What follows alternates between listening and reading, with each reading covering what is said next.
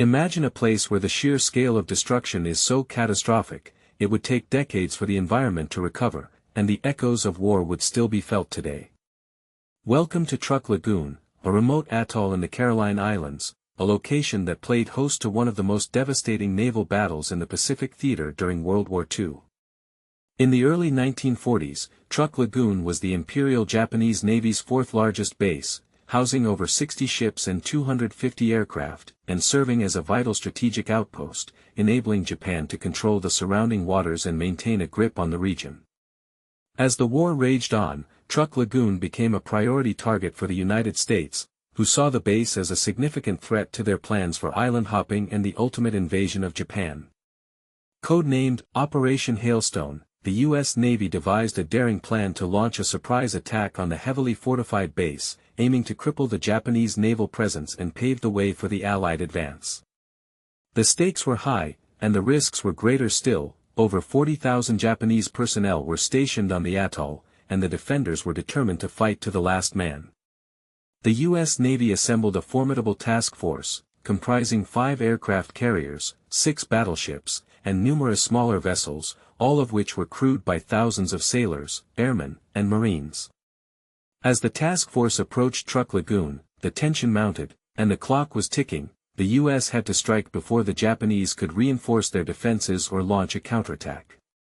For the U.S. sailors and airmen, the next few hours would be a test of their bravery, skill, and resolve, as they prepared to face the fury of the Japanese defenders in a battle that would shake the very foundations of the atoll.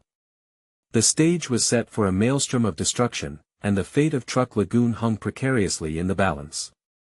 As the U.S. task force closed in on Truk Lagoon, the air was electric with anticipation and fear.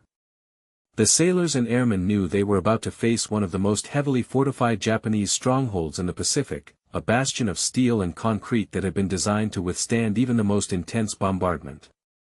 The atoll's defenses were a labyrinth of underground bunkers, reinforced pillboxes, and camouflaged gun emplacements, all of which were crewed by battle-hardened Japanese troops who were determined to fight to the last man.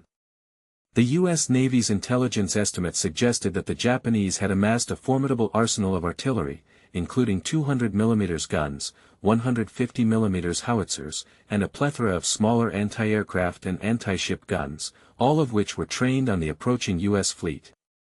The U.S. airmen, in particular, were acutely aware of the perils that lay ahead, knowing that they would have to navigate a deadly gauntlet of flak and fighter aircraft to reach their targets.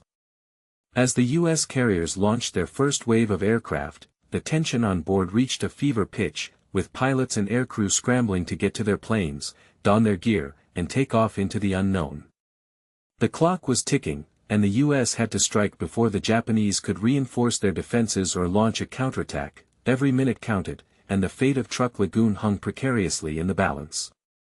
With each passing moment, the U.S. sailors and airmen knew they were drawing closer to a maelstrom of destruction, one that would test their bravery, skill, and resolve in ways they never thought possible. As the first wave of U.S. aircraft thundered towards Truk Lagoon, the Japanese defenders sprang into action, unleashing a maelstrom of flak and artillery fire that seemed to shake the very foundations of the atolls.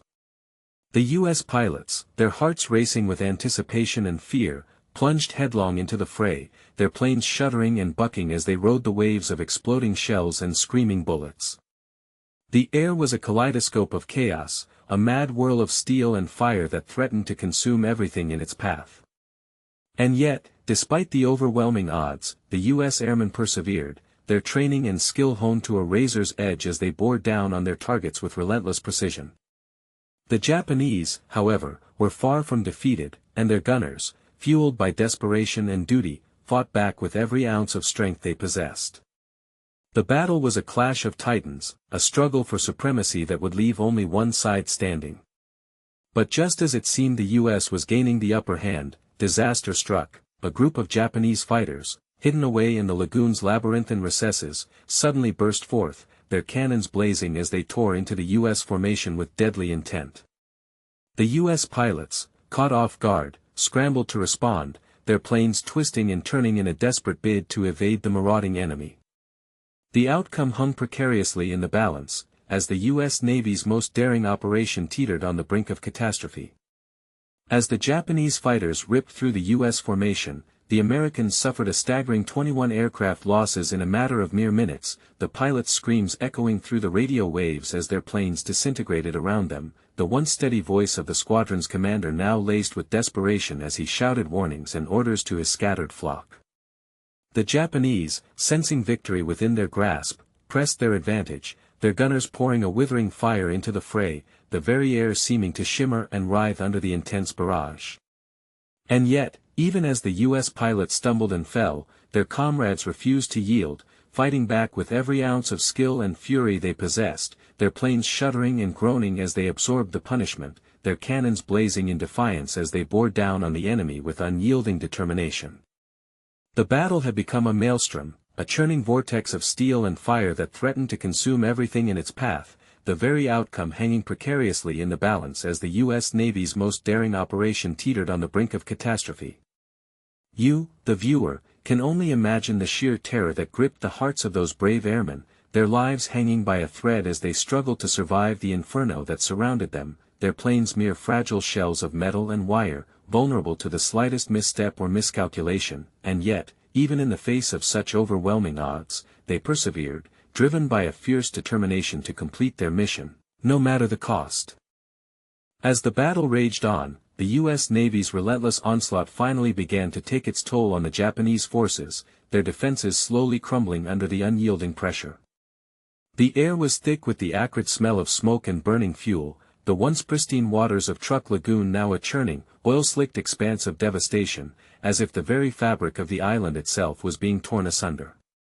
The Japanese pilots, their numbers dwindling with each passing minute, fought valiantly to stem the tide, but it was a losing battle, their aircraft falling from the skies like autumn leaves, their screams echoing through the radio waves as they succumbed to the crushing weight of the U.S. Navy's superior firepower.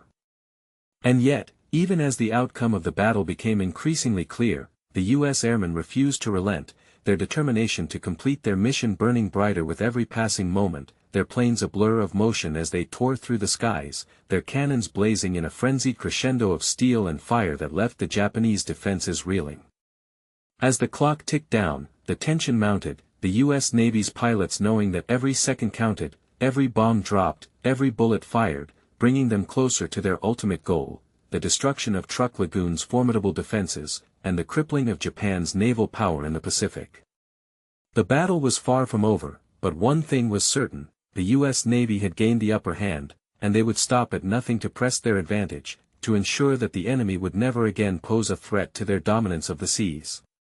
The fate of Truk Lagoon, and the course of the war itself, hung precariously in the balance, as the U.S. Navy's most daring operation hurtled towards its dramatic, and devastating, conclusion.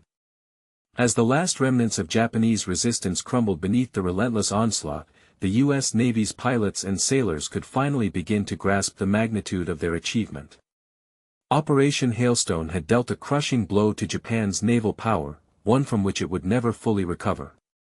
The statistics were staggering: 250,000 tons of shipping destroyed, 32 Japanese warships and 249 aircraft sent to the bottom of the ocean, and over 4,000 enemy personnel killed or wounded. But the true significance of this victory went far beyond mere numbers.